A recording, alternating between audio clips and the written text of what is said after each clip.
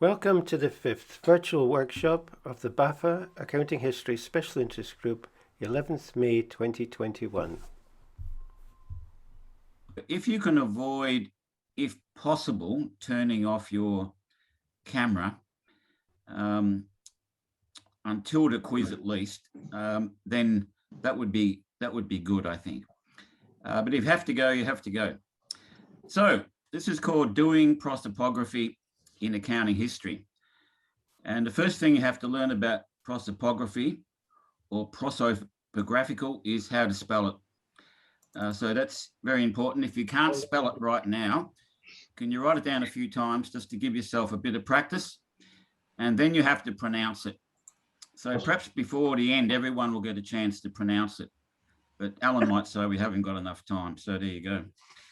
Next slide, please.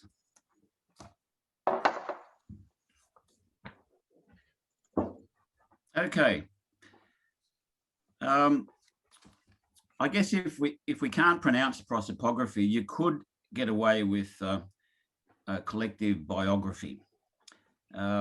Anyway, just looking at history, I guess there's not much history, if any, without humans and their stories. So when you think about it, no humans, no history. That's probably fair enough. And people are historical actors. Like today, we're acting today. But in 10 years' time, we would have been historical actors here tonight in this occurrence or event. And we're in diverse contexts here because although we're not planted anywhere on one single country, we're coming in from all other countries all over the place. And we could be subject to a written or oral history. Believe it or not, if there's 40 people here tonight, we could do a prosopography on all of us.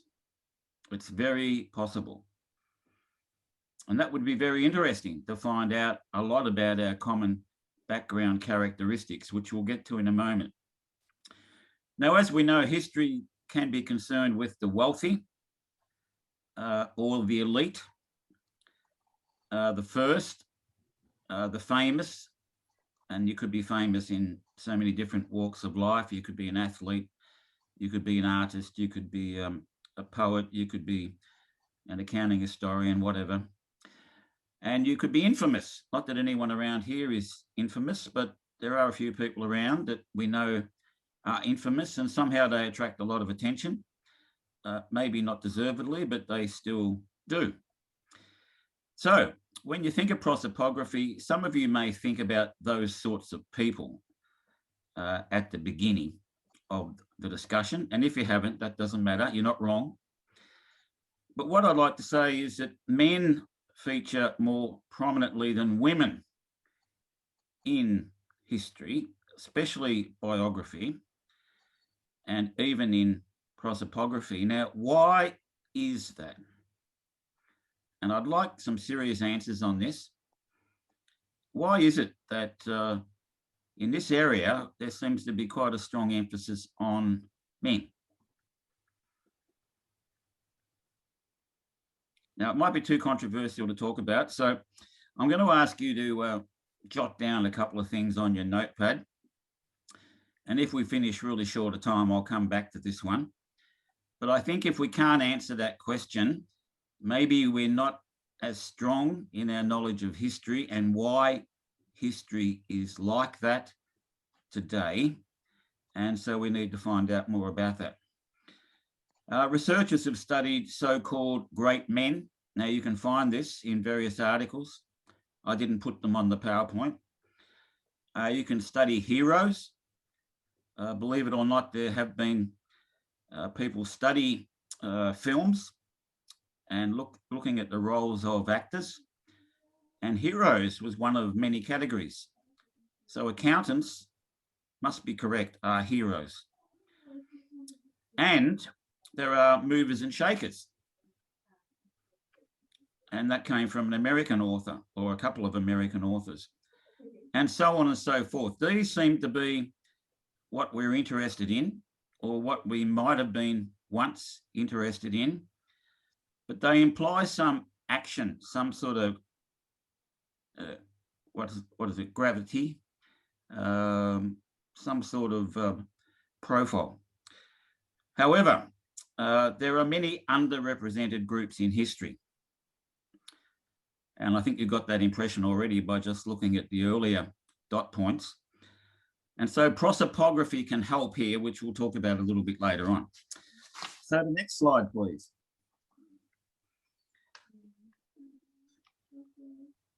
Now, this is a definition which has been floating around for about 50 years. Now, when you think about it, 50 years is quite a long time. And I know there'll be people involved tonight who will be 50 and above. And I know there'll be people who be less than 50. And I'm not going to ask you to put your hands up, but I'm going to ask you, where were you in 1970? And if you don't know the answer, well, then I'll understand that you're less than 50. Okay, so prosopography is the investigation of the common background characteristics of a group of actors in history by means of a collective study of their lives. Now, we could be talking about 3 or 4 people, 10, 20, 40, 50, 100, or many hundreds. Of course, the wider you go, the bigger the project normally. And what are common background characteristics? They're things like social and family backgrounds, religious beliefs, political connections, may even be related to sporting clubs that people are part of, or maybe just social clubs that people are part of. Like in Melbourne in the 19th century, there were major clubs established called the Melbourne Club and the Australian Club, and membership was only for men. And you had to be a pretty high profile gentleman to get in there. So that's another network. And these sort of things exist all around the world. Some of us want to be part of these networks and others don't want to. But the moment you join a network and you're picked up in a prosopographical study, then it's because of your background. Okay, so I don't think there's anyone listening tonight that's a member of the Melbourne Club. So a term has been borrowed from the ancient historians. I won't go through the origin of the word, but it's quite interesting. Next PowerPoint, please. So when you think about prosopography, and this is probably even a more simple way of explaining it, it really considers social structure. Okay, if you like, networks of people, groups of people. A group of people could be the founders of an accounting body in the UK in 1880. Now, I think there was one formed in 1880, or was it 1870, the ICAEW? Mike, do you know that one? Sorry? The ICAEW was formed in 1880. Is that correct? I should think it was formed about then, yeah. Yeah, okay. Now, I'm not going to tell you tonight how many founders there were, but I'm not aware of anyone conducting a prosopography on the founders. I can probably guarantee that they're all men, but you would probably find there's certain social and other background characteristics that are similar, or some may be different. But what we're looking at is how groups of people have managed themselves, have come together, and who have achieved certain things as a group of, if you like-minded individuals. So we look at an analysis, or it is an analysis of the roles and lives of certain groups of people, such as the holders of titles. I know the Queen hands out titles every so often. I've forgotten what they are because we have our own titles now in Australia. But you could study certain people with a particular title handed over by the Queen or past monarchies. You could look at members of professional and occupational groups, The accounting profession comes to mind, but it could be any profession, a legal profession, an occupational group. It might be piano players at major theatre halls around the world, or it could be anything.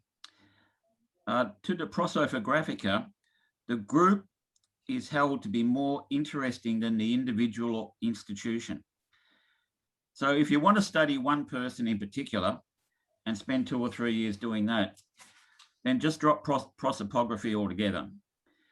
But if you're not that interested in 1 or 2 individuals, but say 40 or 50 or even 100, and you really want to know how this group operated, come together, and why they were, you know, if you like, in the same fishing boat, then prosopography is for you. And there's a long tradition of prosopography, especially in secondary works on ancient and medieval history. So this is not something that just begun in 1970. I definitely want to give that impression. So next slide, please. And there is a list of references at the end of this PowerPoint. And so I'm happy for all of you to have this PowerPoint and to have access to these references. So I'm not saying anything. I was wondering. Okay, Keats Rowan in 2000 explains prosopography as such. It's what the analysis of the sum of data about many individuals can tell us about the different types of connections between them, and hence how they operated within and upon institutions, social, political, legal, economic, intellectual, of their time. So I can give you an example of a prosopography in the Western District of Victoria, which was settled mainly by Scots from the 1840s, I'll say.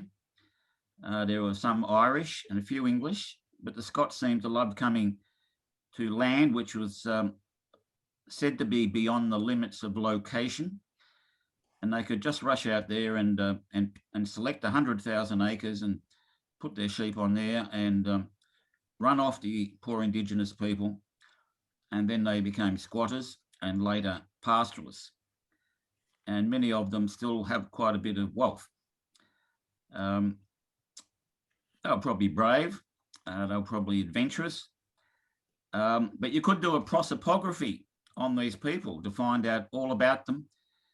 What sort of backgrounds did they have? Did they have wealth behind them before they came? What churches did they go to? What schools did they go to? Why did some of them talk to each other and some not? And you probably find it's related to their school or religion or something like that. So what does prosopography entail? It's both qualitative research, which I guess is my experience of it, but it can be quite heavily quantitative research, crunching a lot of data on a lot of people. And it can definitely be research with interdisciplinary orientations or perspectives. And probably the most important point on this slide is that there are 2 distinct schools. There's the elitist school, which I don't think I have to explain, but if we're talking about a prosopography of certain judges or certain prime ministers or whatever it might be, then you can think the elitist school. But if you think the mass school, MASS, it could be the school dealing with, you know, bread makers in Wales, and so on and so forth. You know, there's any number of topics you can think about in this area.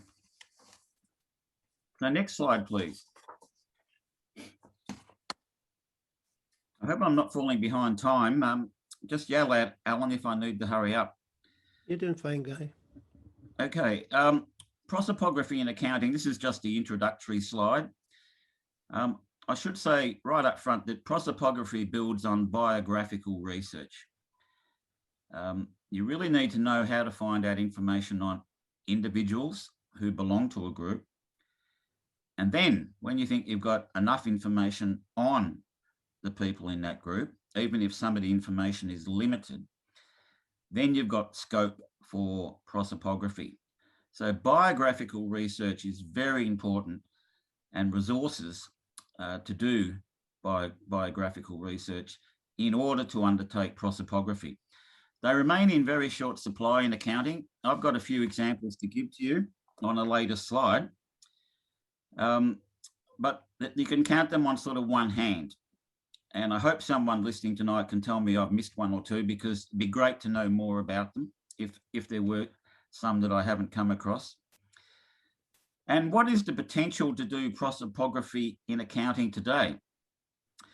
Well, there's so many different types of people you could select. I've listed a few here. Professors of accounting, e.g. foundation professors. Could be in the UK, could be in Australia, could be in India, could be in China. And you might be saying, oh, that'd be an elite prosopography, surely. Well, maybe. You could also do one on lecturers today. Doesn't have to be professors. Academic and professional accounting journal editors, that's probably boring, but you never know. Someone might want to do that. Directors of accounting standard setting bodies, that'd be interesting. Accounting historians, I thought I'd get our mob in, just so we don't forget ourselves. Accounting regulators, they could be of different types in different parts of the world. And members of epistemic communities, communities that seem to operate through a number of individuals going around the world, which we used to do, and being in the political end of the profession, so to speak. So the next slide, and I don't want anyone to rush off now and say a phone call's come through, but this is quiz time. And I hope you've got some paper next to you, even if it's an old envelope or the newspaper of today. I'd just like you to write down very short answers to these questions. Now, if you're thinking, oh, this is silly, you know, this is not what I do, then just give it a go, you know, like have fun. Just, you know, let your hair down. You don't have to do that, Alan, by the way. All right, have you undertaken prosopography? Now, because I can only see 5 of you at any one time, I can't tell myself whether anyone has,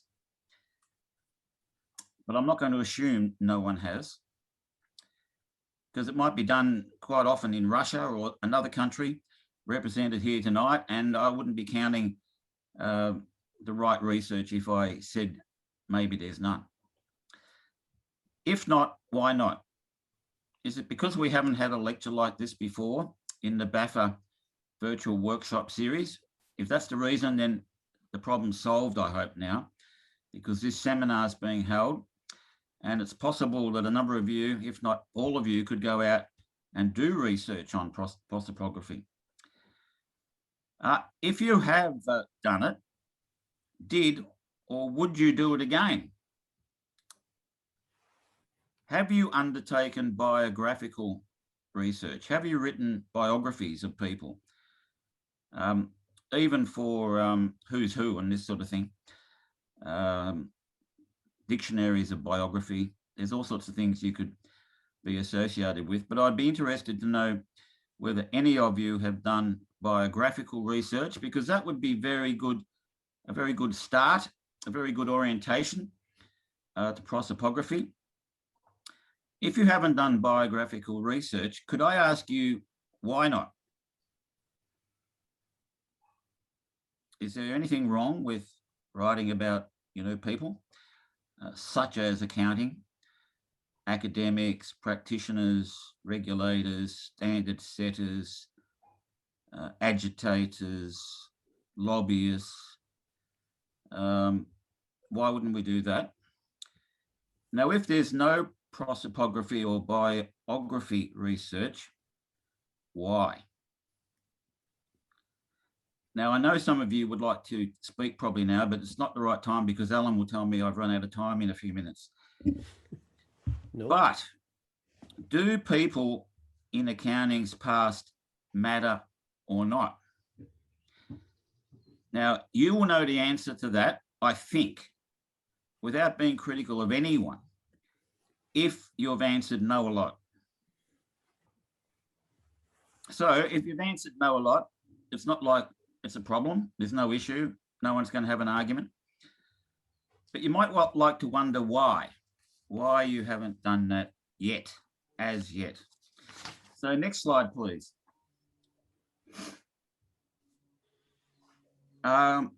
Which is, what is accounting? And I throw this in as a bit of a means of stretching our thinking a little bit.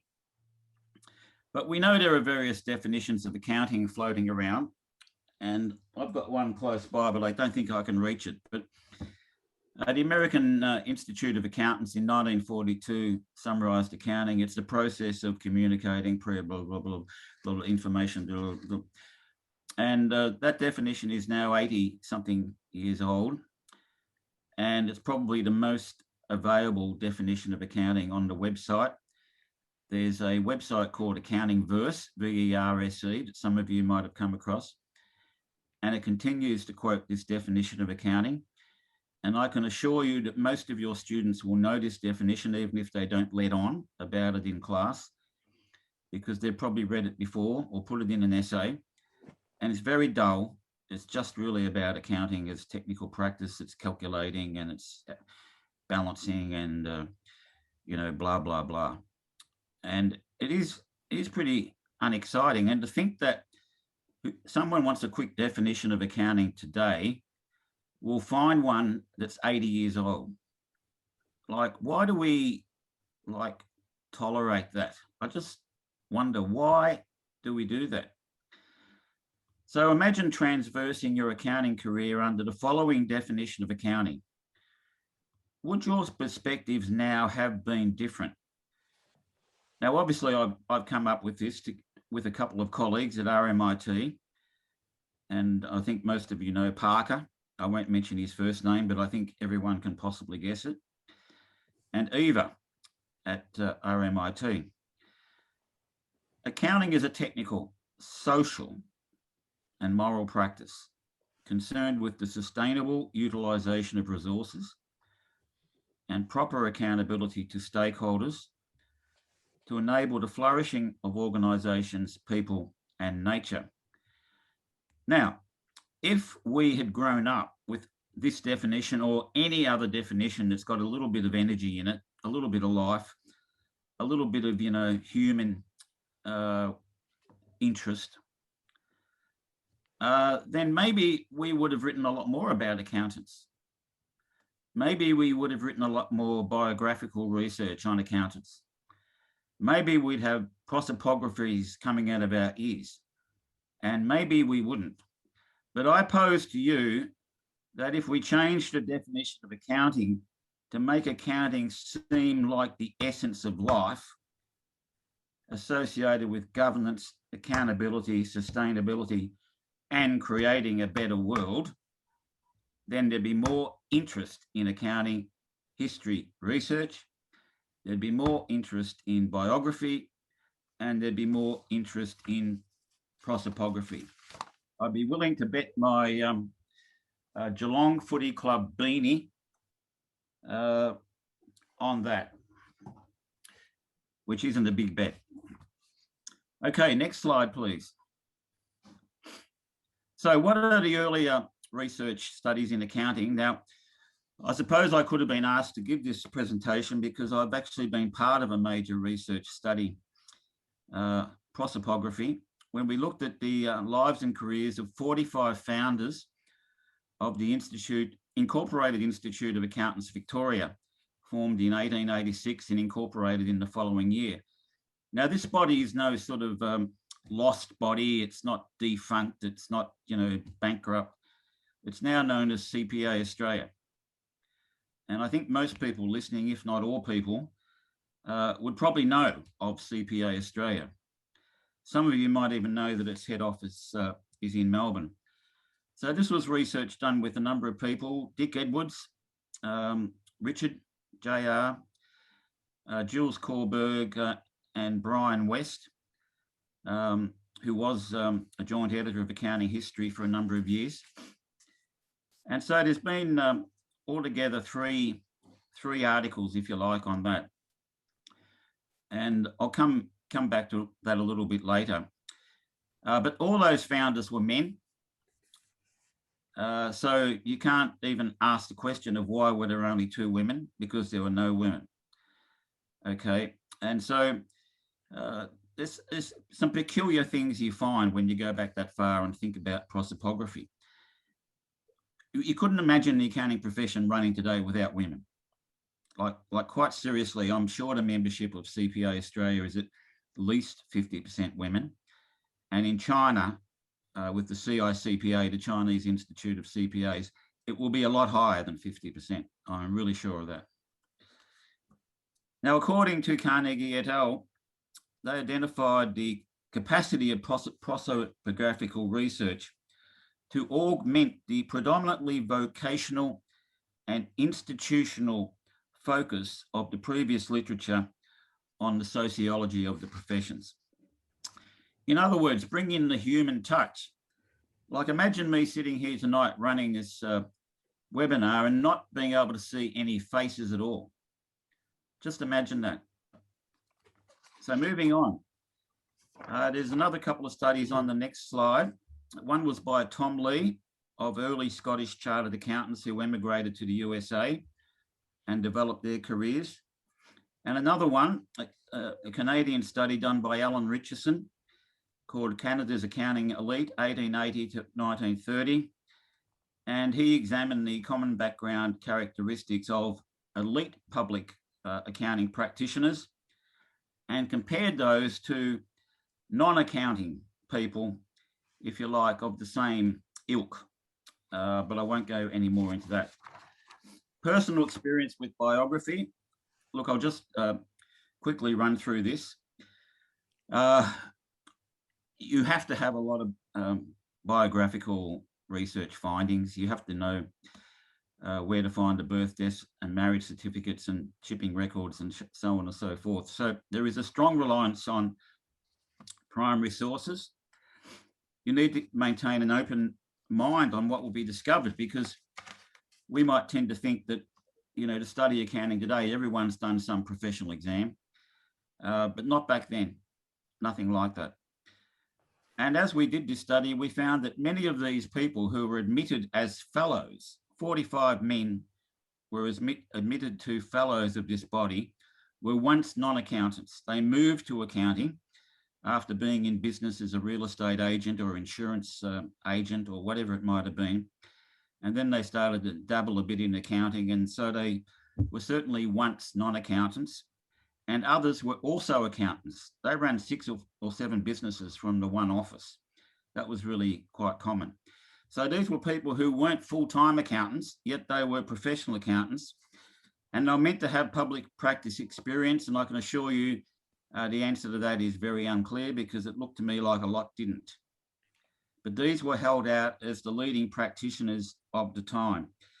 This research is costly, meticulous, time-consuming, and does involve almost like private archive building. The best advice I can do or give to you is just do it. And then on the next PowerPoint, as Karen will show you, I think there's something like 13 references altogether. They're not all about prosopography, but most of them are. And so there's a complete list there of references that you can turn to if you want to know more about this.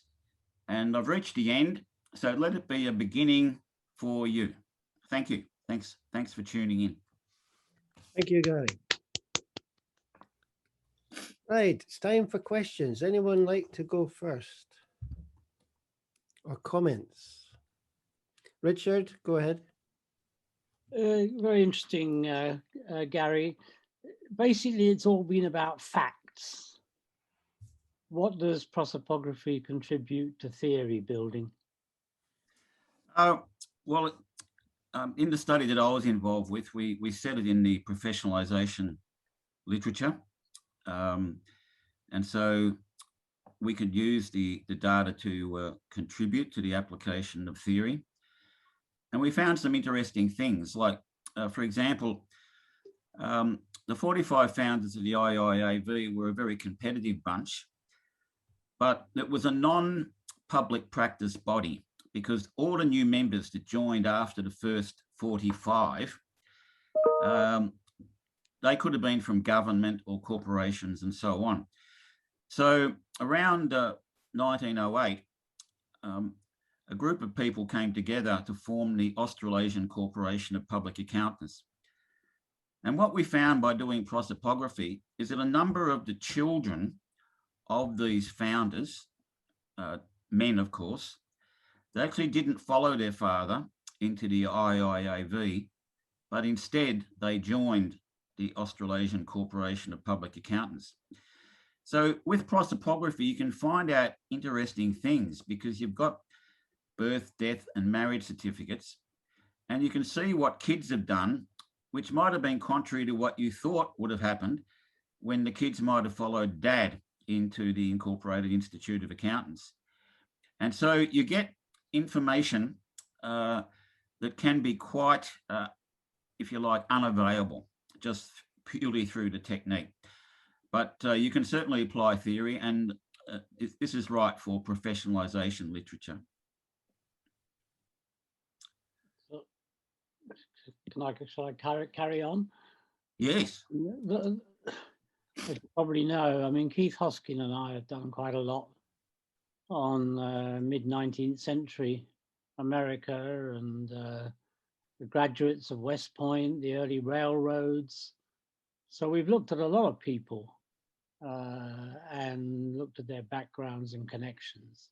But that's because we had a theory about how things changed at that time, and we wanted to see whether it actually played out when you looked at the people who would have been involved. And yeah, again, there's another very good study outside, our little circle of accounting historians. There's Woody Powell and Paget have done a massive thing on the emergence of organizations, including in Italy in the Middle Ages. And I've got a huge bank of information about the Florentine merchants and their connections and their links and everything else. So again, that's in support of their theory that it's the way that new people come into networks that changes the social and economic history.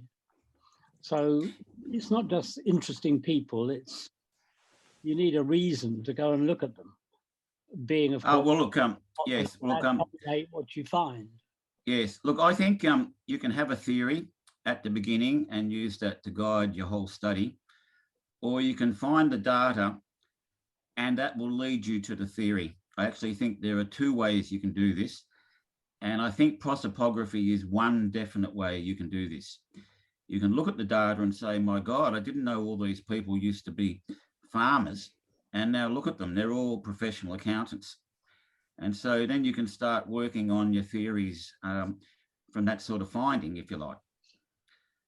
Can I change the topic slightly? Christopher has put some interesting points into the chat. Christopher, would you like to express them verbally? Okay, well, I just done a Google Scholar search of the word prosopography in accounting journals, and there are 66 items listed, but looking through them, most of them are actually either review papers or they're papers like our paper, Gary and my paper back in 1996, calling for prosopography. There are very few prosopography studies, and I was just wondering two possibilities. One is that people are actually doing prosopography without using the term, and that might be what Richard was talking about. But the other thing is that prosopography is just too difficult in comparison with a lot of other research approaches, and so it's much more challenging, particularly for younger researchers who perhaps need earlier results. On the other hand, I noticed that there's a recent study by Coronella, Antonelli, and Cordery, which only has 3 people in it, but it's presented as a prosopography. So perhaps we don't actually need to have large collections of people to study. So I just wondered what your comment on that was, Gary. Look, I think this is major research. I don't think this is the research study you think about when you're having a beer at the end of the day at the EAA Congress, and you find out that, you know, Richard McVie there is interested in the same thing as you. So you, after the fifth glass of sherry, you decide, let's go and do a prosopography, because you could be on it for 4 or 5 years. So you need to think about that, and it is costly. You need to have access to funding. I really think this is the research that needs to be well funded. You know, government grants, government research grants, professional body grants. In the case of the research with Dick Edwards and others, we were funded by, well, the Scottish Institute through their Accounting History Fund that may still exist. And CPA Australia also kicked in quite a lot of funding, fortunately. And that was back in the days when, you know, there was money floating around for this sort of thing. So we were paying, you know, $20, $30 for a death certificate. Sometimes we got the death certificates of all their 6 children to find out when someone said they were an accountant.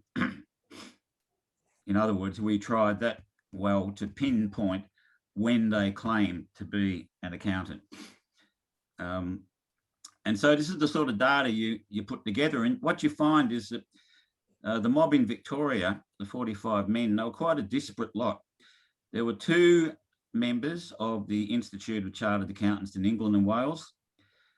One of them was Henry Flack, whose son Edwin won the first gold medal for Australia in the Olympics. There were 2 of these well-established, well-to-do members. And I think there was one from another body, the Society of Accountants and Auditors, perhaps. And none of the others had been members of professional accounting bodies before. We're talking about a number of them who were also accountants and who were once non-accountants for many years. And so these were the people who jumped up in Melbourne and said, we're the leaders of the accounting profession in Melbourne. We'll put ourselves into a professional body. We'll call ourselves fellows. We don't have to sit an entrance exam and we'll be fine. But anyone who comes in after us, they have to sit an entrance exam. And so this is sort of what happened. And now we have, believe it or not, CPA Australia with 165,000 members. So from small beginnings, big things grow. I think we need to be nearly at the end of this part of the proceedings, but Lucas had his hand up for a while. So Lucas, do you want to ask your question? Yeah, I mean, it's a comment on journals, accounting journals in general, and prosopography, and who will be interested in that? I mean, you find referees that probably are not very sympathetic, and particularly if you're doing kind of qualitative research, as we did on the paper that we presented last month, and I sent you a copy, Gary, on oral history in China. I mean, what I was astonished is that reviewers, they were not interested at all in the stories, and then move it to the appendix, and the appendix will be a virtual appendix, then get rid of the appendix. It's simply not interesting in terms of, you know, and particularly if you have this bloody tradition of 8,000 words or 10,000 words, when you start making people talk and doing qualitative kind of prosopography, it's very difficult. So the difficult is not to do it, it's to get it published. Yes, look, I'm not saying any research is easy. Accounting research is not easy. Accounting history is not easy. Prosopography possibly is one of the hardest to do, but it's also very fascinating. You can really get very involved in what you're finding out, exploring the lives of people and then putting together their common background characteristics. However, it's a bit hard to solve the problems of the world tonight, so I'll stop there and go back to Alan. Thank you, Luca. Thank you, everyone, for this. Thank you, Gary. That was very good. Thank you. We now got on the program. It says there's a break until 9:45. I'll be back in 4 minutes. I just thought we could have a little advert join the intermission. So yes, it's basically a call for a special issue of AAA Day, exploring the historical roots of environmental and ecological accounting. And I think the little advert says exactly what it's all about. And the deadline is not until December, so plenty of time to get something together for that.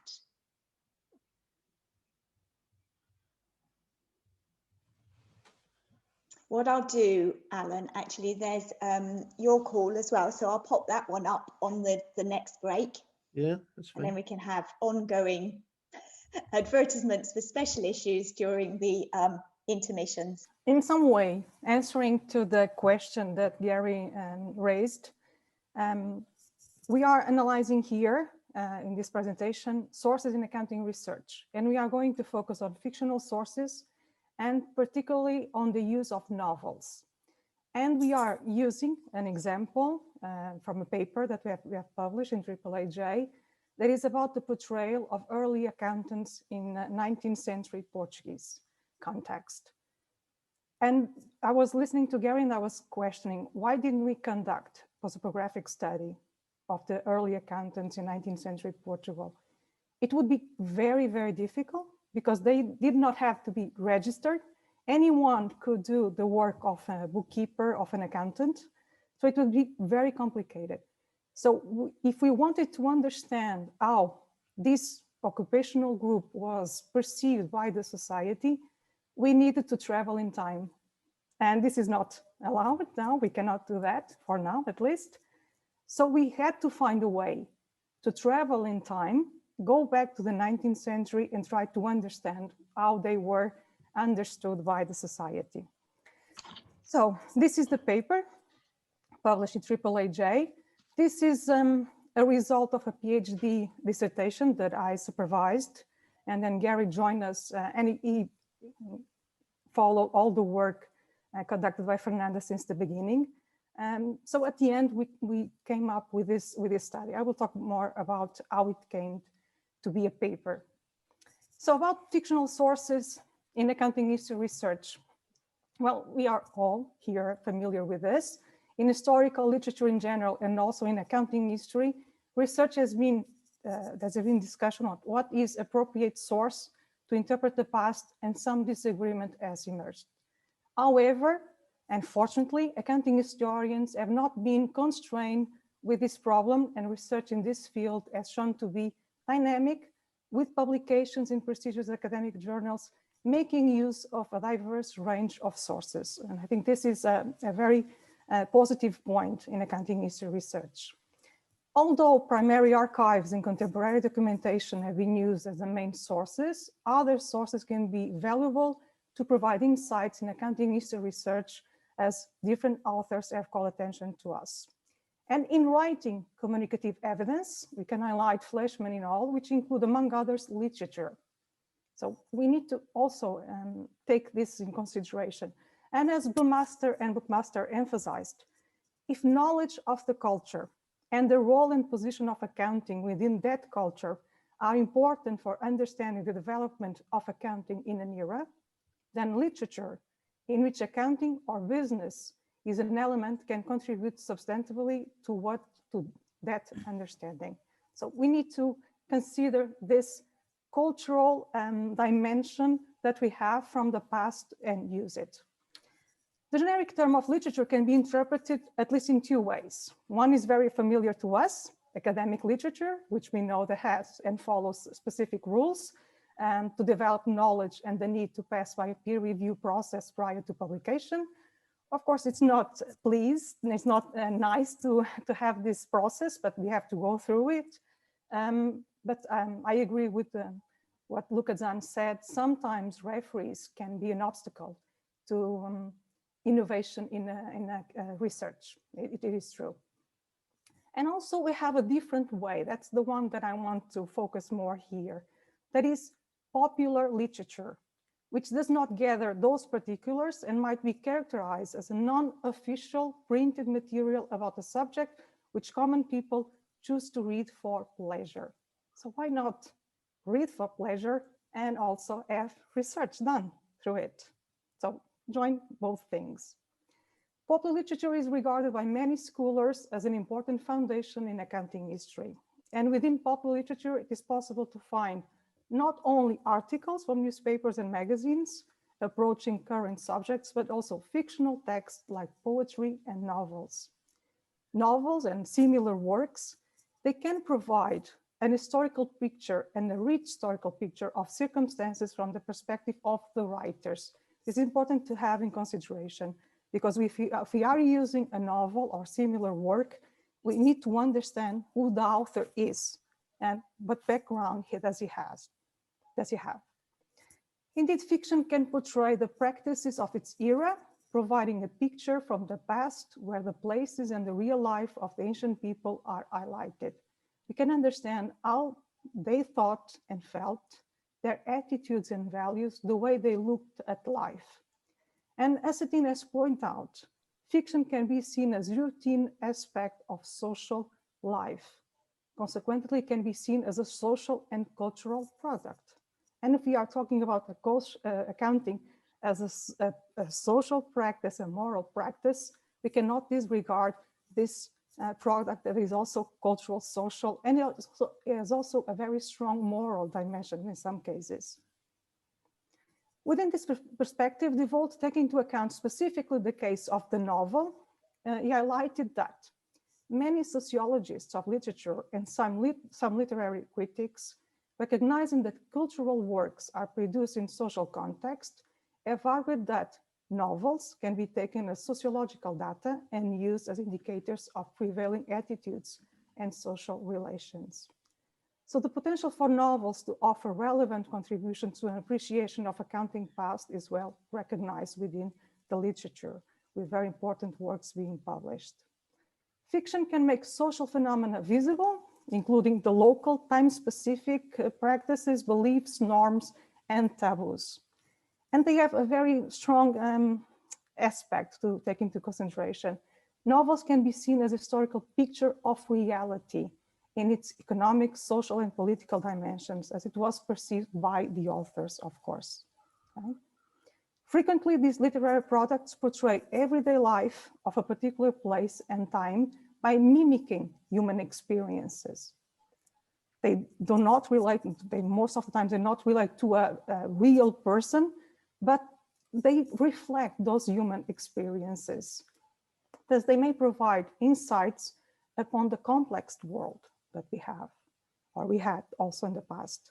They are indeed valuable sources, especially because they may fill the gap when a specific phenomena in a given time is no longer observable, and we cannot go back and observe it in person, what was happening.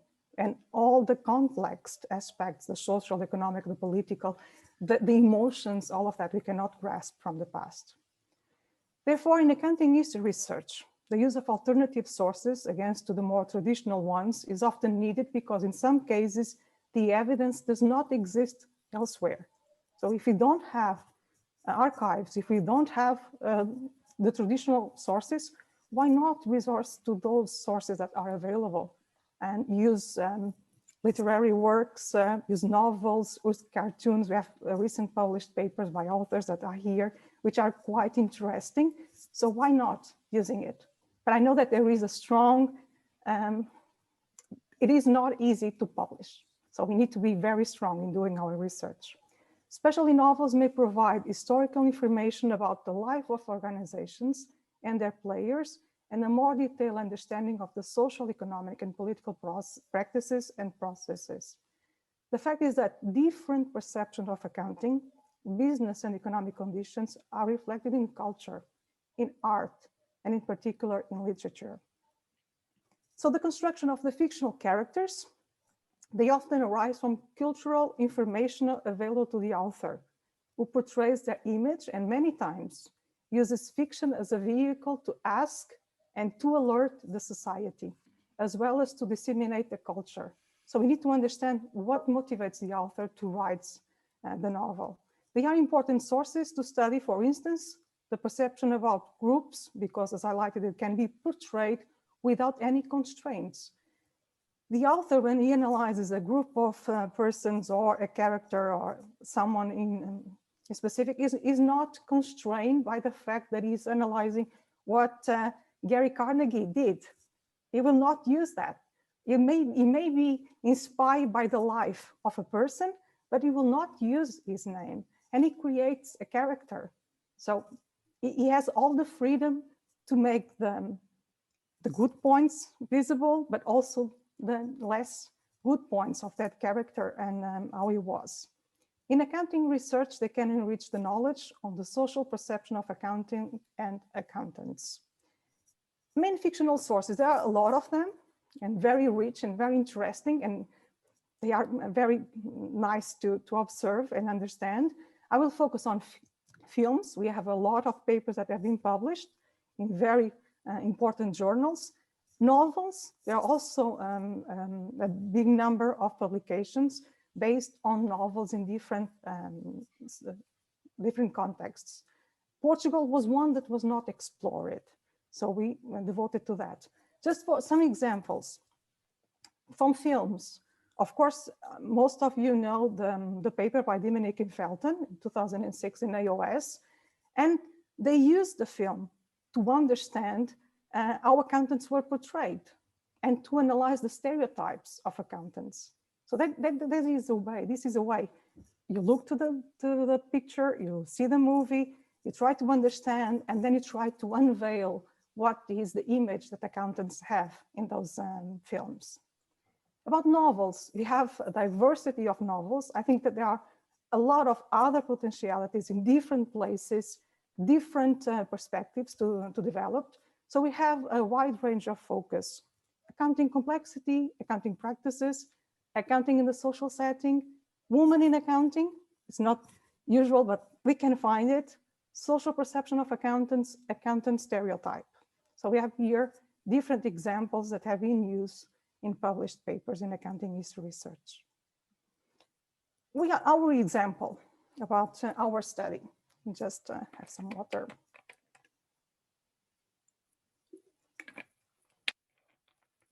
So where did the idea came from? Fernanda, she wanted to understand how accountants were perceived by lay people. And she was focused on the present time. But as she was developing her research, she wanted to understand how it was in the past, because one aspect that we have in Portugal is that accounting as a profession was only recognized officially in 1995. But we had a school in the 18th century where bookkeepers, where accounting by double entry bookkeeping was taught. So we had an occupational group. But the 19th century in Portugal was very complicated. Bankruptcy, social upheaval, financial difficulties, it was a mess. And it was complicated for us to understand how Portugal could, in the 18th century, be in the leading process of graduating persons with knowledge in accounting. And in the 19th century, most of it was almost disregarded and seen as a bad thing because of the political movement that was happening. So we wanted to understand how the persons that were doing, keeping the books, that were doing accounting, were perceived by the society. What was the image? So the objective of the study was to examine the stereotypes of early accounting practitioners who appeared as characters in two classic examples of 19th century Portuguese literature. And this was very difficult because accountants are not so interesting as a main character in a novel. So the first one that we found that was in the study, it was conducted by a sociologist about professions in literature, was Uma Família Inglesa, an English family by Julie Diniz. And besides that, we tried to find others in the 19th century, and the only one that we found besides that was a tale by Essa de Queiroz that was about the idiosyncrasies of a young blonde woman. So with these two, we conducted our study. This was what we done. Just to understand, because we need to understand who the authors are and the context when the novels were developed. We are focusing on the 19th century, which was a period characterized by significant social, economic, political, and cultural changes in Portugal, marked by the pursuit of peace, political stability, social justice, and material progress. And these writers, both Júlio Diniz and Essa de Queiroz, themselves were mobilized to play an active role on public discussion on the organization of Portuguese society. Commerce and industry were promoted. Porto and Lisbon had a significant presence of foreign businessmen, mainly from England. The requirement of public registration by bookkeepers disappeared. It was needed in the beginning of the 19th century, and then it stopped being needed. And accounting practice was open to anyone, regardless of the skills they had. The cultural movement sought to put Portugal close to the European aesthetic stream of the literature. One main aspect of, because we are talking about literature, and we need to position it in the stream that was at that time prevailing, reality became the main concern, advocating that culture would have to be grounded on positive science from a reaction against the realistic trend of romanticism. And realism is generally understood as an objective representation of contemporary social reality, with places and characters taken from everyday life through empirical rules. So these two authors are within this stream of literature, realism. So they want to make an analysis and a criticism of the society and try to change things. Not going to detail too much on this, but Júlio Diniz is one of the most popular Portuguese writers from the second half of the 19th century. I can tell you that it is really a pleasure to read An English Family. It's really interesting. We read it in Portuguese, of course. An English version is not being published yet, but an American writer was very kind to all the quotations that we have, we selected from the Portuguese version, and then she gave us the translation to English. It was quite nice. He was born in Oporto, and he lived there, and he died from tuberculosis. Just to have an idea, he had he belonged to the Porto bourgeoisie, so a high class.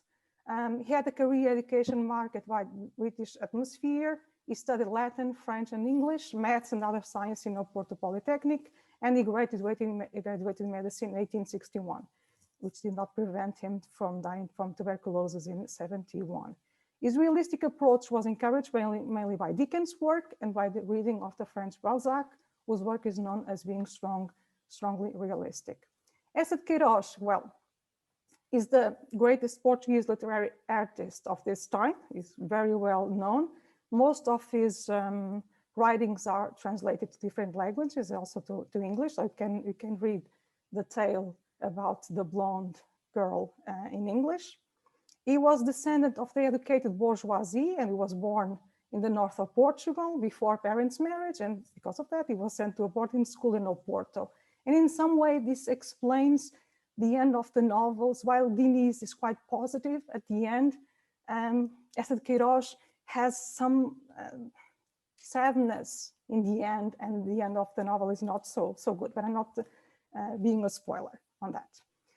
So in 1961, he went to the University of Coimbra, where he finished his degree, but the main thing is that he wanted to write, so he embraced a diplomatic career which started in Havana and finished in Paris, where he died. So he was a diplomat to get the money, so he could devote his time mainly to writing. And the Portuguese life experience was the inspiration for the most important part of his fictional work. The stories, well, as the name says, An English Family is about an English family, of course. Was first published in 1867, and the novel portrays Porto in the middle of the 19th century, specifically the physical and social spaces where the commercial life took place. You can almost make a travel through the streets of Porto by reading the book. The plot of the novel develops around 1855 in the commercial arena, and with a love story among members of the two families presented. A wealthy one from England, owner of the Whitestone Company of Export, and a Portuguese medium class to which belongs the main character, Manuel Quintino, who was the bookkeeper of the Whitestone Company. He was responsible for all administrative work of the firm, including accounting. The bookkeeper, this is an interesting part, because the son of the Whitestone boss got fell in love by the daughter of the bookkeeper, but the marriage was not well accepted by the society. So the bookkeeper became partner of the firm, so that the marriage of the young couple, the daughter and the son of his boss, was well accepted by society. So we have here a bookkeeper moving in the ladder, the social stratus, by the fact that if he didn't do that, his daughter could not get married with the son of the boss. The Idiosyncrasies of a Young Blonde Woman by Esther Queiroz was published initially 1873. In this tale is narrated the story of a bookkeeper called Macario. I don't know where the name came from. It's not popular in Portugal, but that's the name he gave to the bookkeeper. And he was young. But the bookkeeper is the one, Macario is the one that is narrating his own story. He was a dedicated bookkeeper in the company of his uncle, and the plot occurs in the scenario where little Lisbon bourgeoisie circulated. It develops with a love story between the bookkeeper and the young blonde woman who had an unscrupulous desire to get ahead in life. He did everything to get married with her, but the unhappy end arises from the evidence noted by Macario that his bride was a thief, fact that led him to leave her immediately despite his feelings. So what have we done? So we read the two novels quite carefully several times. So we conducted qualitative content analysis. And the framework that we used was stereotype theory and literature review upon the accounting stereotype. What we did with quite detailed and very detailed was to analyze the literature on accounting stereotypes and try to understand the attributes that were in those studies. And we developed a taxonomy to help in our analysis. Because my colleague was reading, I was reading in Portuguese. Gary was not reading in Portuguese, of course. But we felt that we needed to have some structure to help us to understand who these two characters were. So we found a wide range of features inherent to the individual himself, physical and psychological, and others related to their condition of being an accountant within society. And what we did, besides reading, and understanding everything that was in the novel, to understand all the aspects, not only focus on those two characters, was to analyze the physical traits of each one. Based on what we found on the literature, we have the different dimensions to analyze. And then we classify it, Quintino and Macario, in the different dimensions. Then we analyze the personality traits, the ones that we found in the literature, and what we found for our main characters. And also, because it is quite important also to have this in consideration, the work surroundings, because the novels are very detailed on this information. And based on the literature, we also classified both of our characters. So what we had after all this work, after reading the novels, was 6 perspectives that were emerging from the analysis that we made, that were a result of 8 dimensions. But these 6 perspectives are the modest men. Both of them were very modest. They were men. They were on-the-job training practitioners. They were uncreative, conservative, and energetic persons. They were financial managers being honest, and they were the servant of the capitalist as merchant, but they also were portrayed as warm and sentimental men, which is a sign of a lower status person. So this is something that we organized with. These are the 8 dimensions that we found mainly by conducting the analysis of the novels and going through that taxonomy. I will give you the PowerPoint, so I'm not detailing on this. Just some quotes from the novels on 2 aspects. The honest financial manager.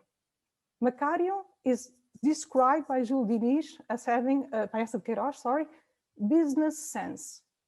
And Quintino, by Jules Diniz, this is a passage where the son talks with the father, the boss of the Whitestone company, and he says, I recall that not long ago, you mentioned to me, father, a business negotiation in which our firm was to take part, but which did not do so at Manuel Quintino's insistence.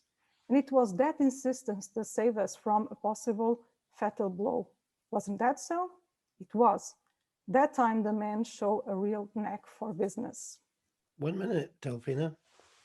Denise points out the fact that they are the servants of the capitalist. The work belongs to the bookkeeper. We are a sort of godparent. We give the child a name and pay for its christening dress, but we don't take on ourselves the tedium of its upbringing. Another quotation, Quintino, an honorable man, but subordinate, faithful, but poor, generous nature, but educated in the school of obedience, able to sacrifice for us, but living from the wages of our house. This is just the conclusion. So what we found were the main characteristics of the traditional accounting stereotype, but with a distinguished feature of the early accountants portrayed is related to their financial management roles. Both are portraying as having good business sense, each of whom was valued for their capacity to provide business advice to their employers, extending beyond the mere routine of keeping the accounts. So this is the finish. And if you want to see just a trailer, a teaser of the idiosyncrasies of Young Blonde Woman, you can find it here. Thank you so much. Thank you, Delphina. Thank you. Yeah, thank you. Thank you. Can I speak, Alan? Can you just hang on a sec, Mike? Because Andrew Reid already asked, but you can come in next. Okay. Okay, because I've got to go in a minute. Yeah, okay. Oh, well, okay. Andrew's okay if Mike goes first. Yeah, Oh, okay. okay. Off you go, Mike. Okay, just to say, yes, it's very interesting listening to those two papers. I just published something on, as somebody just said they liked it, on accounting stereotypes using Enron cartoons. Yes. And I like Portugal. In the stereotypes of accounting, then there's two just points that tend to fit in with what you were talking about. The first point is that basically almost all of the time for 100 odd years, everybody in places like the UK or the US have had a negative view of accounting, you know, and it's been very, very, very bad. And the other thing is that even though in the US, about 50% or more of the people were female, then nobody ever talked about females and talked about their stereotypes. And so, and that is the other thing which, you know, goes with what Gary was doing, was that basically, I would say 100 years ago, then no women were usually anything to do in business at all. But nowadays, women are very, very important in most areas, like in the US and the UK, but in other countries, in some other countries, in some developing countries, for example, women still aren't as, well, aren't still as doing as well as, you know, they are doing in the UK or the US. Anyway, I've got to go now, but cheerio. Thank you very much. Thanks, Mike. Thank you. Bye then. Right, Andrew, go ahead. Okay. Thanks for Delphine. That's a wonderful paper. I totally agree with everything you said, but I actually think it could be even broader than you suggested, is that not only does popular culture tell us about accounting in the past, but it tells us about a world prior to capitalism, late financial capitalism. It tells us about other uses of financial information in other settings that we don't tend to look at because we're so biased by our capitalist framework that we exist in. So there's much more out there about what we can do with popular culture sources. And it also tends to survive. We have got the complete works of Shakespeare. Yes. We've got Dante, we've got Cervantes. We have got lots of sources back then. We're normally finding sources from that antiquity is so difficult. Yes, yes, So I totally public agree with knowledge you, is and great totally agree. merit. Yes, yes, it's a very good point, because there are informations that we cannot get from traditional archival sources or primary sources, but we have here rich documents. Of course, they are literary. Of course, we need to understand, but they give us so much detail, so much information that we cannot disregard. And not only about the person or the surroundings, to understand how it was living at that time. It's quite interesting. Yes, I totally agree with you. Yes. Okay, Richard's got his hand up next. Very interesting, Delphina. Just a couple of comments. All these accountants are boring, but what about the crooks? Nowadays, if you think about accountants, you think about crooks, not about. So, for example, Dickens, I think it's Barnaby Rudge, has the Anglo-Bengal Disinterested Loan and Life Assurance Company, run by Montague Twigg, which was based on the actual historical biggest insurance fraud in the early 19th century that led to the first Companies Act. Anthony Trollope's The Way We Live Now is all about a fraudulent railway company in South America that was raising money in London. And it's not, you concentrated on contemporary novels to see what people thought about accounting and business at the time. But there's also historical novels which give a picture of how they think it used to be. Perhaps the most famous being Mantell's series on Thomas Cromwell and Henry VIII. And she implies that Cromwell had a business and accounting history, and he was the kind of spreadsheet Phil of his generation, counting out the money you could get from the church and the monasteries for Henry VIII. But she implies that there's a very famous portrait of Cromwell by Holbein sitting at his desk with a big leather-bound book on the desk. And she implies it's Pacioli's Summa. But I checked with Basil Yami, sadly no longer with us, and he said it's too small to be the Summa. It's a number book. But so she portrays a man who was running England as being steeped in accounting and in Pacioli's treatise. So there's also these, the way historical novels, which you can then challenge and say, well, no, it wasn't like this. Of course. Here in the Portuguese, what we can see in both authors is that they are analyzing society, and you can see a struggle between what was the undereducated practitioner, and they were almost saying, we need people with education in accounting. So they are confronting these two aspects at that time in society, because we had a school that was closed. And in some way, it emerges here, that aspect that is, we had graduated from the School of Commerce in Portugal, and that ended. So how can we now have people that are only learning from practice? And in different moments of the novel, Jules Diniz puts the son of the businessman speaking and saying that he went to study, and easily in 1 or 2 months, he learned how to do accounting, and confronting the bookkeeper that was more traditionalist and based on practice. So it's quite interesting. Of course, they were not focused on fraud, on scandals. They were making more this social criticism of Portuguese society at that time. But of course, we have so many dimensions that can come and emerge from different literature pieces and historical novels that we can grasp different aspects. And of course, sometimes the authors have a strong message to pass. So we need to understand also that. Yeah, I want to be careful how you interpret them, because perhaps the most famous quote of all is from Goethe, Mhm. saying that double entry bookkeeping Yes. is the most beautiful invention of the human mind. But what people don't recognize is that those are the words of the character Yeah.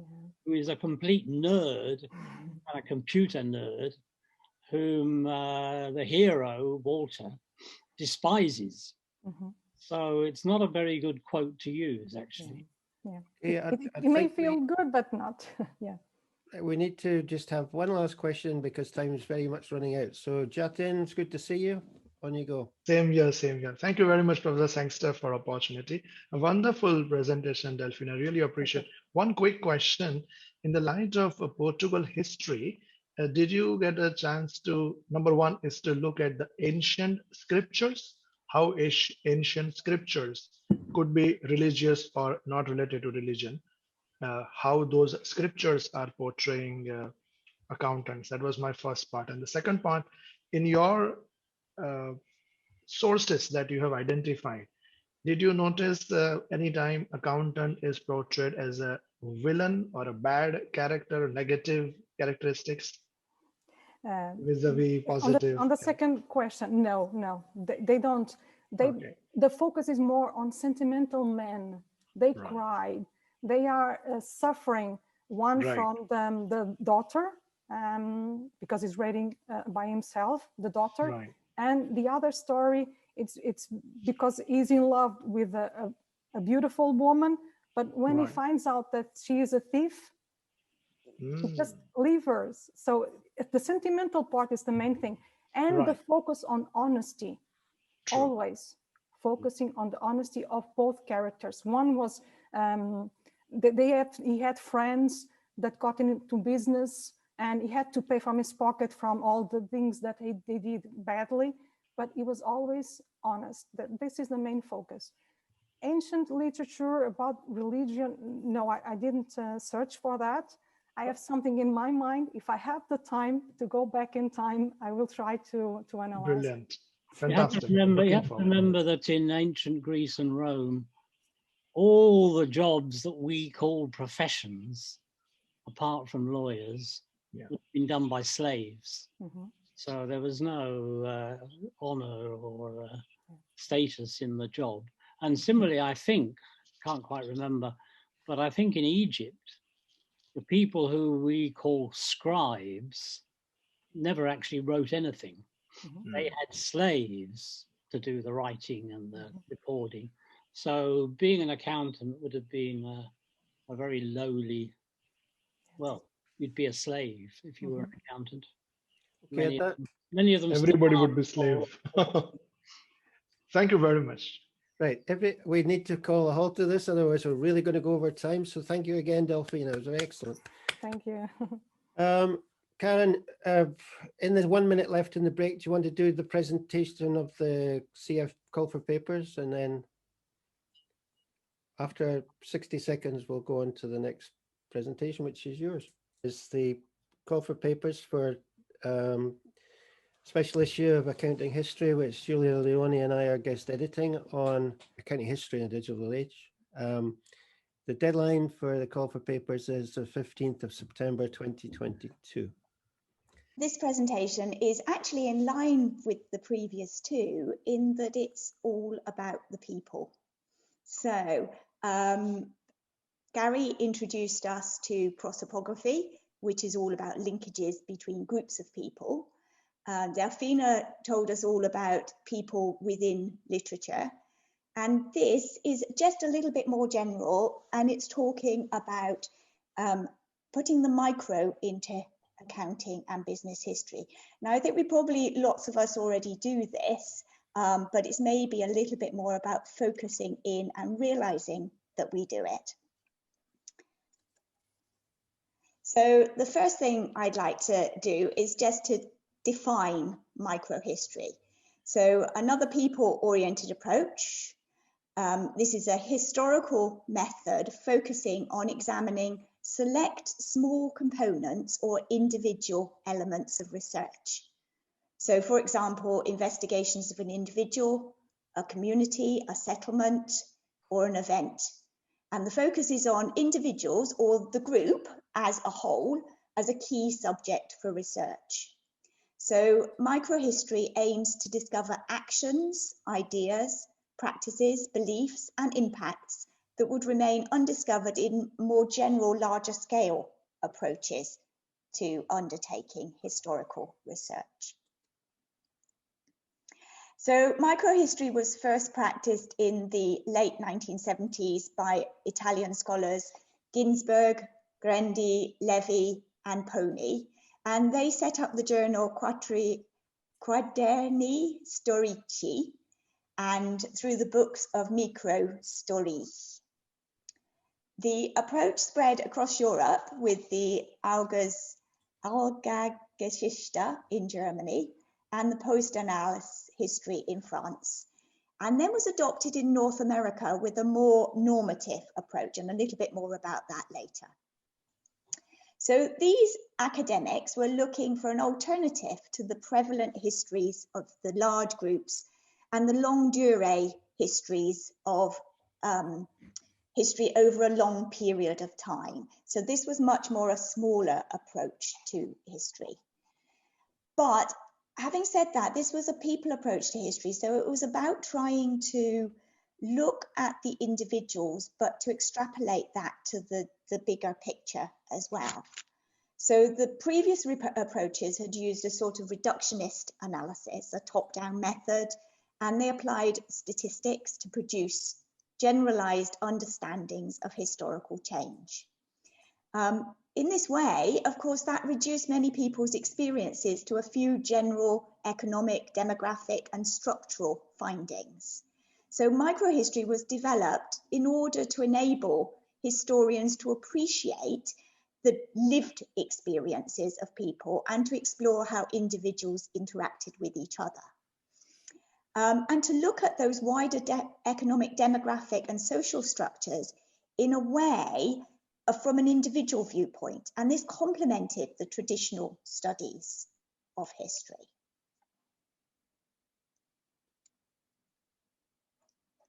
So the idea of microhistory is embedded in anthropology, and the original ideas were this idea of ethnography and anthropology. So by looking at the individual parts of a social system in action, you can look at the system as a whole and you can more clearly understand the system as a whole.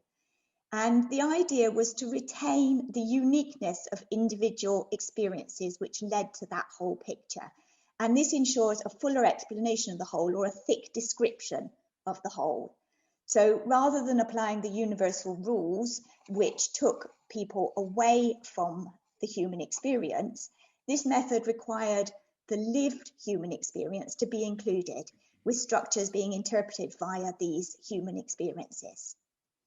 So the microhistory approach studies people and groups of people as individuals, considers their interactions with each other and with their wider organization in which they work and live. So practice of microhistory requires a slightly different way of looking at archives and documentary evidence. And what this different way of looking at archives and documentary evidence is trying to do, it's trying to investigate the evidence, looking for social interactions, and it's using that anthropological basis in order to look at those archives. So whilst the historian can't directly observe, interview, or converse with the group of individuals being studied, they can investigate the evidence available in the archives, and they can seek to identify the social interactions, the beliefs, and the actions of these individuals. So they can use the data, or we can use the data in this way to make observations and even to draw broader conclusions in a meaningful and substantiated way. So documentary evidence is used to investigate the beliefs and motivations of individuals that make up the group. And Ginsberg, one of the originators of microhistory, calls this the evidential paradigm, although others have referred to it as conjectural. So we'll talk a little bit more about that later. So what we are generally looking at with the microhistory is we're starting our investigation from something unusual.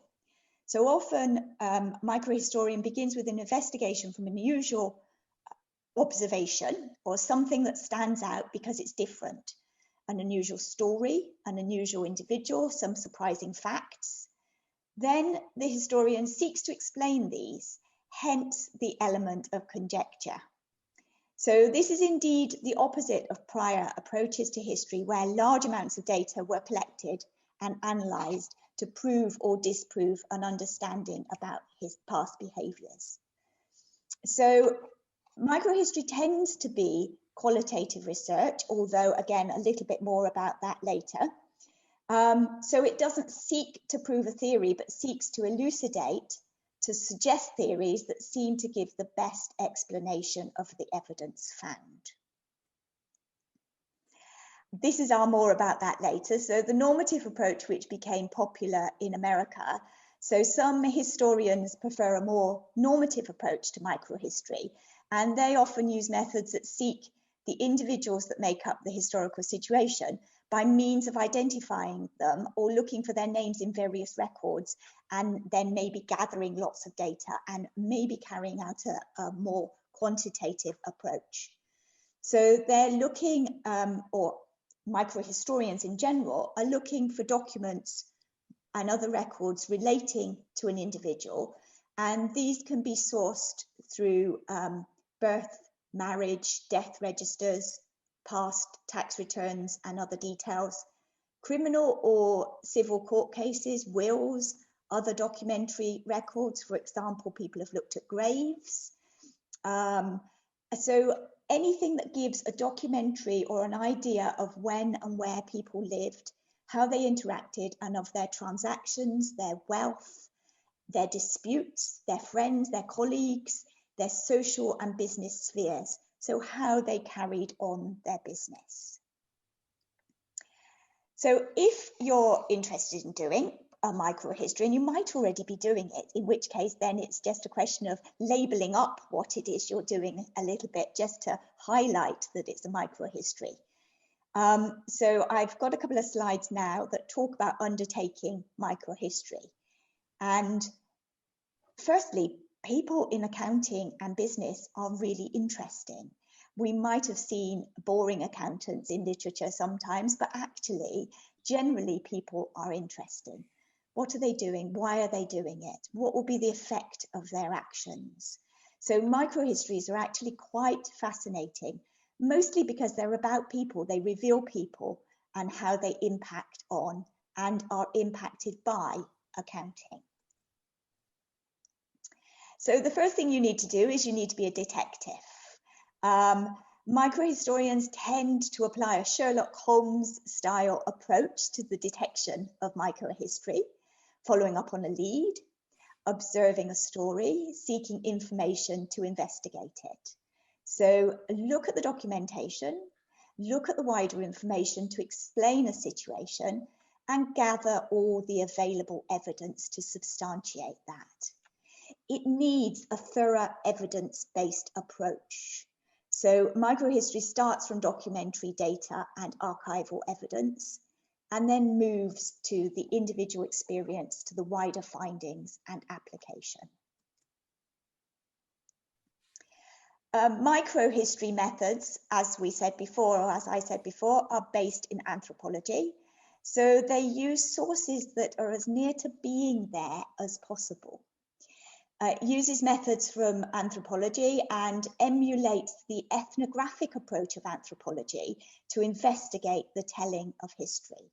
So microhistorians tend to study their subject matter using sources that are the nearest they can get to being there, and seeking to identify those social interactions, the beliefs and actions of individuals, and the lived experience of the period in which they lived. So what you're trying to do with microhistory is you're trying to tell the story.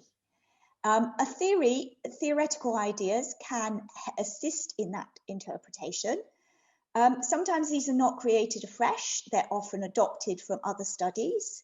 So they could be borrowed from accounting, business, or other history genres.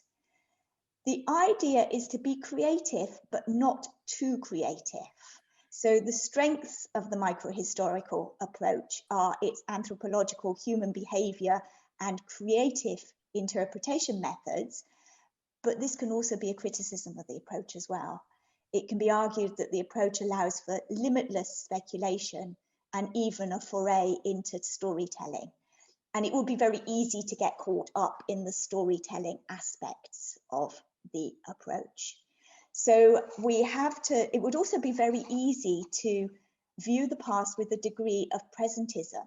So the mistake of introducing perspectives and ideas from current day thinking and values to interpretations and descriptions of the past. So we need to put what we find into context, into what life was like then. We should take care to ensure that our findings are set within the context of the past and that we clearly elucidate that. So we look at other ways of telling, but also other historical documents and other things outside of our accounting history field, other historical interpretations of how it was then. And we should remain open to that variety of interpretations. So whilst considering the archives and the documentation, it's really important to remain open to a variety of possibilities that we might be finding. So we're looking at the context and the setting of the time, but also the cultural underpinnings that influence that human behavior. Whilst doing that, we need to be sure that our interpretations need to remain rooted in the evidence and substantiated for the historical stories to become more than just stories. So those interpreting history shouldn't really be indulging in too much creative analysis, but should remain grounded in the realities of economic power, social hierarchies, and culture. And in doing this, it can be helpful to read widely and to consider other historical accounts of the time. So we need to look. We need to look for the unusual or the exceptions. So microhistorians often look for exceptions to the norm or for a story of historical happenings. Often these don't initially seem representative, but they often show the ability of microhistory to uncover hitherto undiscovered groups or practices that were taking place on a day-to-day basis, but wouldn't have been detected by broader, more statistical approaches. Having said that, we also need to look for the bigger picture. Broader results can be achieved by extrapolating from microhistory findings.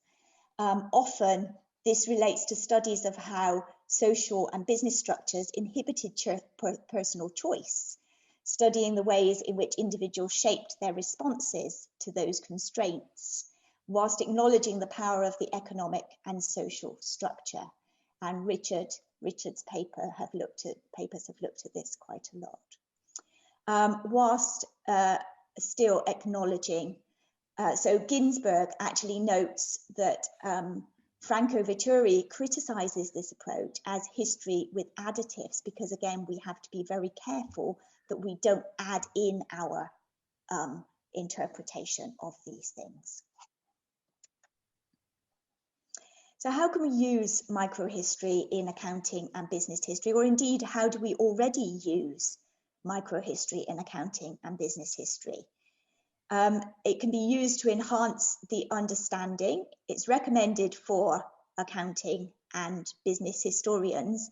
And Williams advocates studies and stories at the micro level in accounting history, because microhistories can enhance our understanding of the impact of accounting inaction on people and on organizations.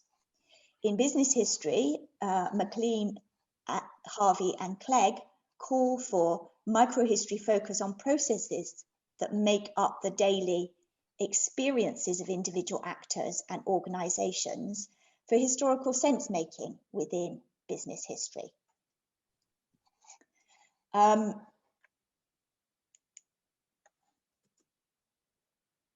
So finally, I'd just like to say microhistory adds the colour, it adds the lived experience of history.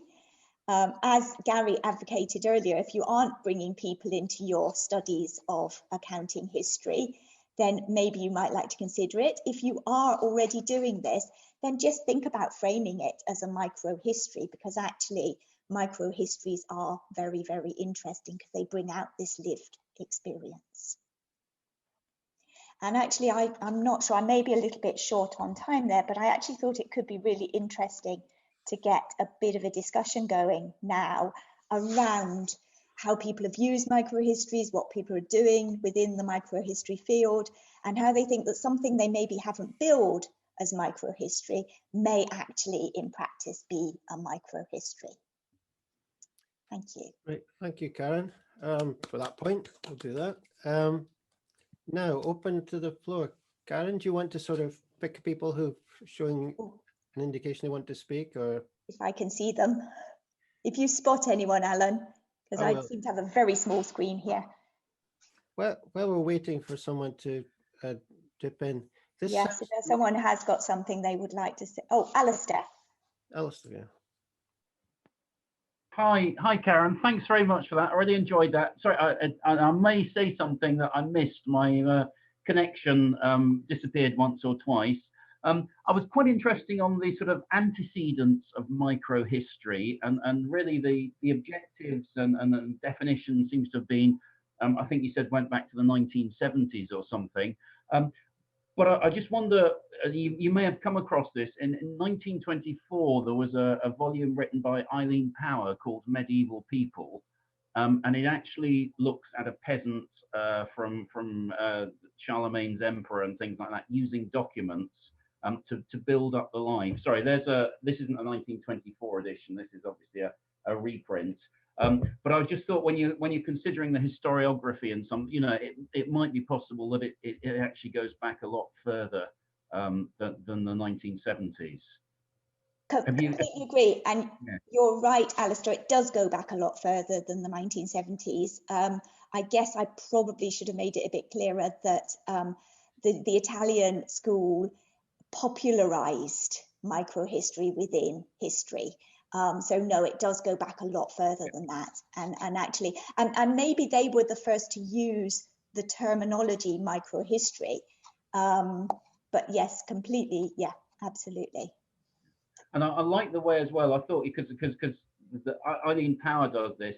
There's the danger. You've got a little bit of documentary evidence, and you're trying to interpret, but without putting too much of yourself in there as well. And I think you've got the sense of the very fine balance that we're trying to achieve across very well. So thank you.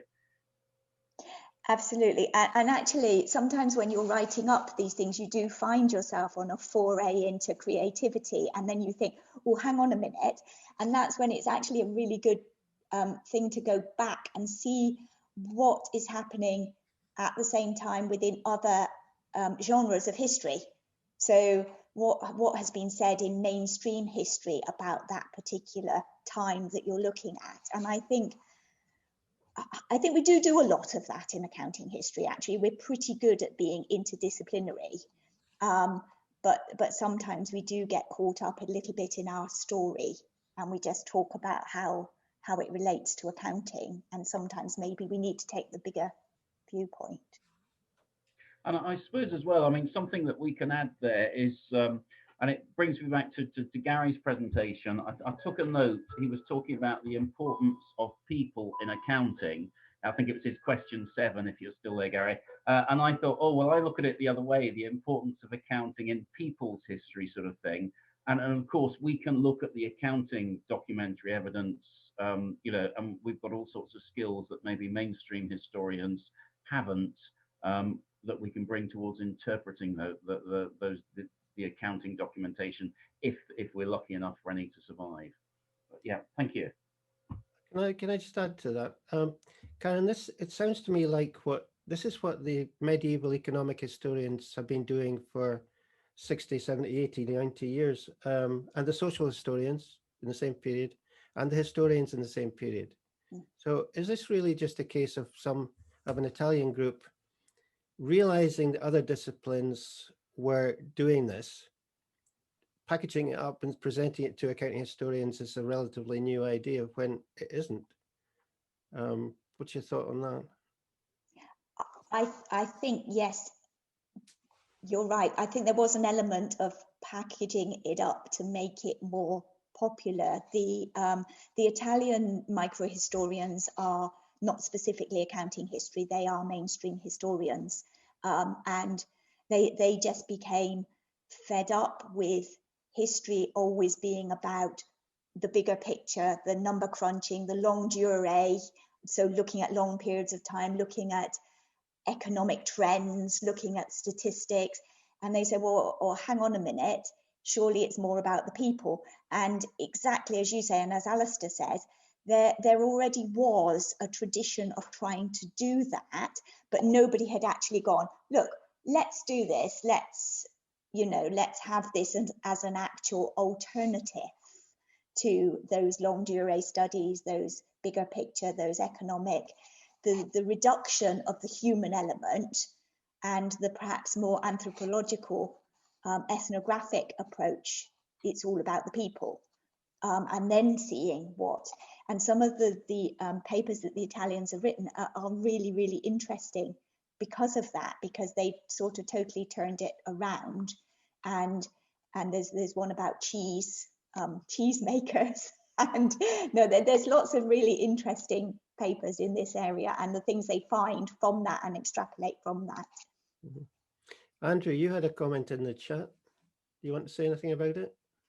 It was an aside that I meant to make only to Karen, but I've made it to everyone by mistake. Simply that there are lots of areas for microhistory that crop up for finding the things that are unusual. When you're looking at something, and once you put up the picture of Angkor Wat, one of the things that struck me when I went there was it's all about religion, apart from the section about taxes. And it's just, why is taxes there in next to all that religion? Yeah, absolutely, Andrew. And I think that's how a lot of microhistories probably happen. And that's why perhaps I'm saying maybe we need to be billing things as microhistories, because we've done a piece of research, we've found something, we've gone, oh, that's unusual. And then we followed it up and actually found a whole other thing going on. And when we write our keywords about our paper, maybe we should be going microhistory. Yeah. Okay. Any other? Just guessing on what, I've never been to Angkor Wat. I don't suppose I ever will now. But it reminds me the Parthenon in Athens, the temple to Athena, inscribed on the columns are the building accounts. And it may be the same thing, if the taxes were raised in order to pay for the temple, then you have to show that you spent the money on the temple. So it's actually an inscription for the gods to show that their money that's been collected has been properly accounted for. Unfortunately, some of the Parthenon accounts, they don't add up. And it's only if you're an accountant that's the first thing you check in any account is, does it add up? Alan? Yeah. As Alistair says, we can add our own dimension to things, can't we? Because we actually see it in a particular way, and we see it as accountants. Sorry, Gary. Gary. I was just going to say, Karen, I hope you can see my scribe there. But my scribe woke up when Richard was talking about how scribes weren't apparently very cluey, and he wants to have a piece of him now. So, Richard, you want to talk to my scribe? He's very unhappy. Which very one red looking. Is he one of the elite? I think he could be. Slaves? Looks like a slave to me. You reckon? Yeah, No, he said he was never a slave. Anyway. Everybody was a slave. I mean, doctors, not lawyers. The only exception was the lawyers. The lawyers, that was a respectable gentleman's occupation, which led into politics as well. So like Demosthenes, Cicero. It was respectable to be a lawyer, but any other kind of what we would call a profession would be, well, be even worse than hairdressers, you know. Karen, how does micro history relate, or how does networking, right? You know, the people networks that have been constructed to show the interactions between individuals and firms. Could that be described as microhistory? I would have thought that might be more prosopography, actually, because prosopography is more about linkages between peoples and how they affected change or how things related to them. So I'm guessing network analysis might be a little bit more about prosopography. But I'm not quite sure, and this is something I'd like to find out a little bit more about, exactly how prosopography and microhistory link together, because they seem very, very closely linked, don't they? So whether one is a subset of the other or whether they're just parallel but very similar. Yeah, so but maybe over to Gary. Is microhistory all about people, or is it not? Because you mentioned events and communities. It takes this ethnographic perspective. So it's about the lived experience and it's about how people influenced what happened. But your starting point, your unusual phenomenon, could be an unusual individual, but it could be an unusual group. It could be an unusual practice or something that was happening. So it's looking at the small, and it's looking at individual units of analysis, and then trying to use that to go out to what may have been happening in general. So that's when either your theory comes in, or you theory build in a very qualitative way. But it's very, very similar to ethnography within anthropology. Well, in fact, that's how it originally came about. Okay. In principle, there's no reason why they shouldn't all be true. You can look at it at the small, and you can look at it at the large, and you can look at it over a short period, and you can look at it over a long. I guess the crucial thing is, where do these micro historians say what we have discovered by looking at this level contradicts what is said by people who look at other levels? You know, where are the tensions? Absolutely.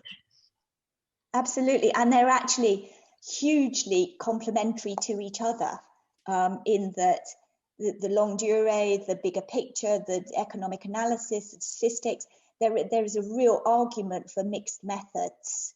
So your quantitative approach, I suppose, and your qualitative approach actually work really nicely together. And I guess the tensions that you're asking about, Richard, with the micro approach is that people tend to say, well, can you extrapolate more widely? And actually, it's a little bit like qualitative research. That's not necessarily what you're trying to find out. Maybe you're just trying to find out a little bit more detail. Maybe you're just trying to find out how the people influence what happened. Maybe you're not trying to extrapolate as such to a bigger picture. Maybe you're just trying to get more depth, that lived experience of that particular thing that happened, which is where your different complementary methods and your mixed methods may really come into their own, because you're looking at it from a situation from two different perspectives.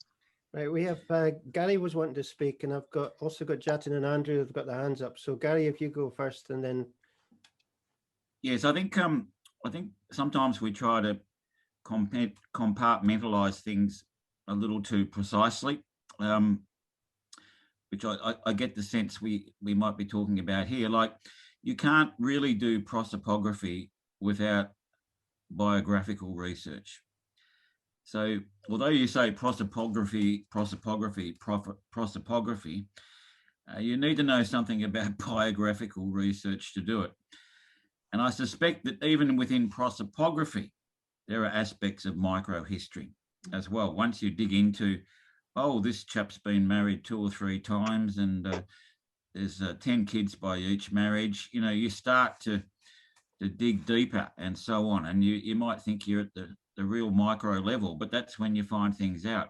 So I do think there's a lot of crossover, and we need to take a broader perspective of some of these terms and recognise there's a lot of things in there, but it's under the umbrella of prosopography, biography, microhistory, or some other thing.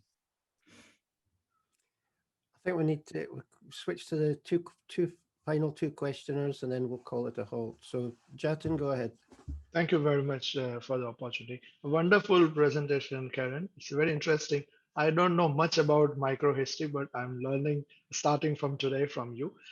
One point is also that if you look at the historically humankind in different cultures, there used to be different caste system, different class system.